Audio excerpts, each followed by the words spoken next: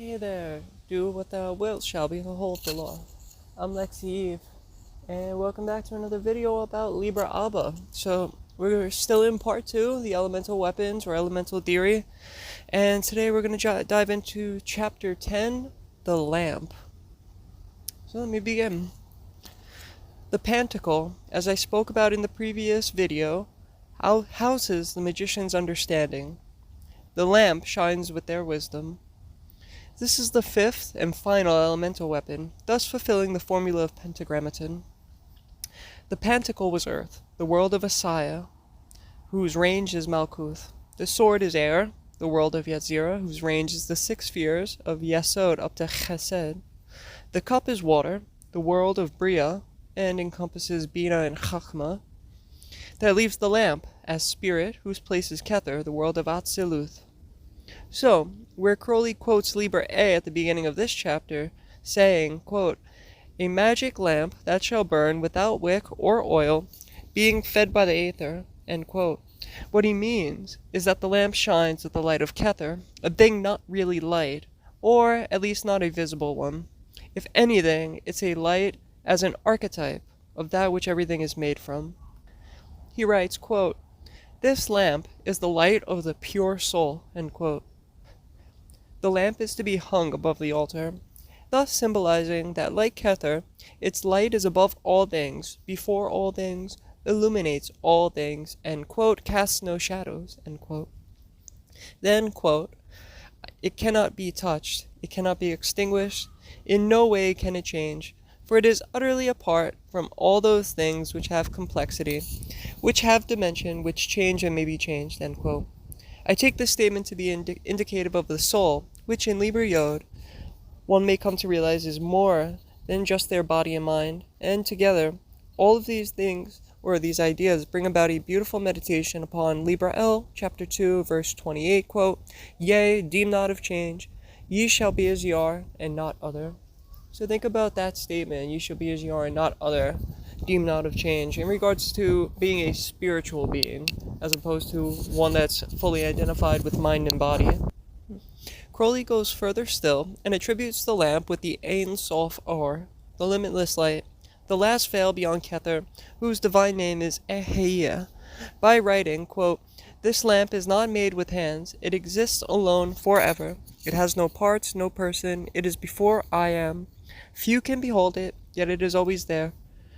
For there is no here, nor there, nor then, nor now," end quote. This tells us, too, that by study of the Kabbalah, we can realize the limitless light within ourselves, for the light of the lamp is within our hearts. In fact, the letter Yod, especially as fire, by the formula of Tetragrammaton, Yod is the spark of light within our hearts. That is why the formula of Ararita is ascribed around the hexagram with the letter Yod in the center, the place of the sun. This is confirmed in the Hermit A29, so take that card into account. It's the card of Yod.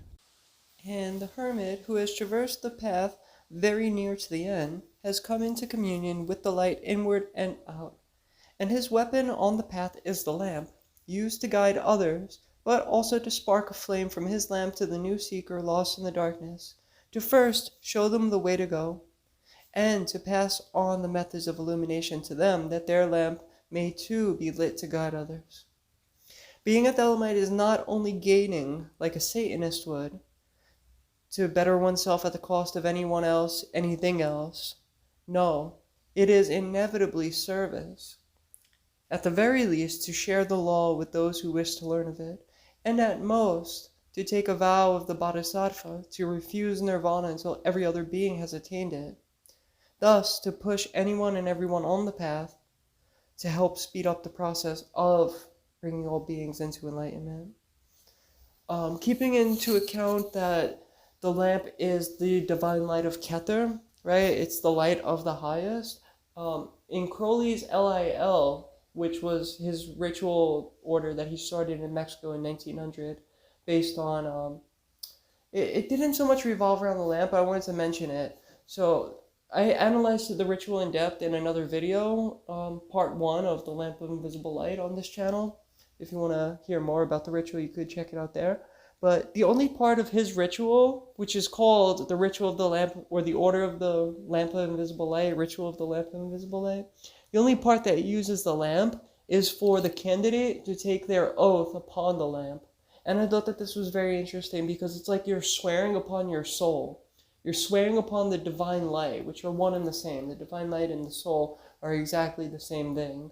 So I just found it very interesting that the only use that he has of the lamp in the entire ritual is for the candidate to take that oath upon it by placing their hands physically upon the lamp. I thought it was a very interesting, symbolically. If you want to hear more about that ritual or the lamp of invisible light, either his or our revival order that we've been doing here in NYC in Mexico City, you could check those videos out on my channel. There's 2 parts. So, knowing all of this about the lamp, our bodies, minds, and especially our thoughts, are all veils of the light. Our thoughts indeed do indicate the light in each of our own particular ways. The best way to get in touch and commune with the light is to learn the method of destruction of all thoughts. Basically, anything that you're experiencing in your life, you're dealing with some type of karma. But when you're expressly thinking about something, it's why introspection is very important. If you find patterns in your thinking, if you find patterns in your life of something that you were very good at or something that interested you, you should take a look at that, because nothing comes out of your being by mistake. They're all perhaps, sometimes maybe not, sometimes it may just be a fleeting thought. But if you notice a thought that reoccurs very, very often, but you never really paid attention to it, journal it down and see if you could pursue something in that. It's probably pointing you towards something that you need to do in this incarnation that, once done, may bring you closer to either your true nature, who you really are, or towards divinity, God, if you will, the light. Now, in this chapter, Crowley refers to the other 4 elemental weapons of the magician, as I said in the beginning, and in their own way, they represent the magician as a being of duality, body and spirit. Thus, their functions are imperfect. It is not so with the lamp. The lamp represents the magician perfected. The reason why is simple enough. As I said, the lamp is symbolic of the element spirit. Spirit, like energy and matter, can neither be created nor destroyed. But unlike energy and matter, spirit cannot change. It cannot be broken, shifted, changed. It is perfection. It is impervious. It is for the magician to realize this in themselves, that you are spirit. Identification with spirit instead of the body, mind, and ego can lead to detachment, and fear cannot be present for one that cannot be harmed because they are spirit. So when you're doing a meditation upon the lamp, keep that in mind, that this is about your spiritual perfection and how to express that in your mind and body.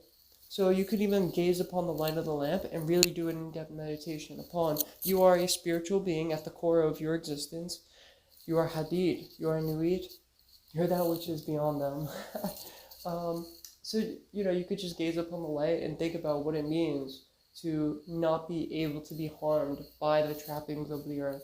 That everything is illusion, and anytime you get kicked up with fear or anxiety, depression, take a good look at that, because there's something going on inside of yourself that needs to be changed.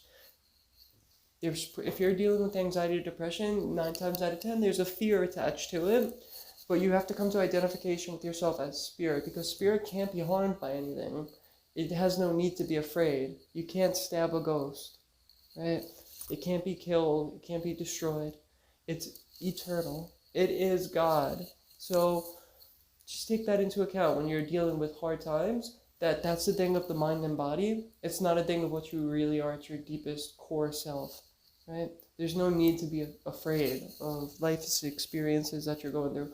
In fact, getting through them, you maybe be eager to get through them because they're pushing you towards being a more complete spiritual being. You can't be hurt by anything, so there's no reason to be afraid. So, with that, love is the law, love under will. That's the end of this lecture. I hope you enjoyed. Take care. See you in the next one.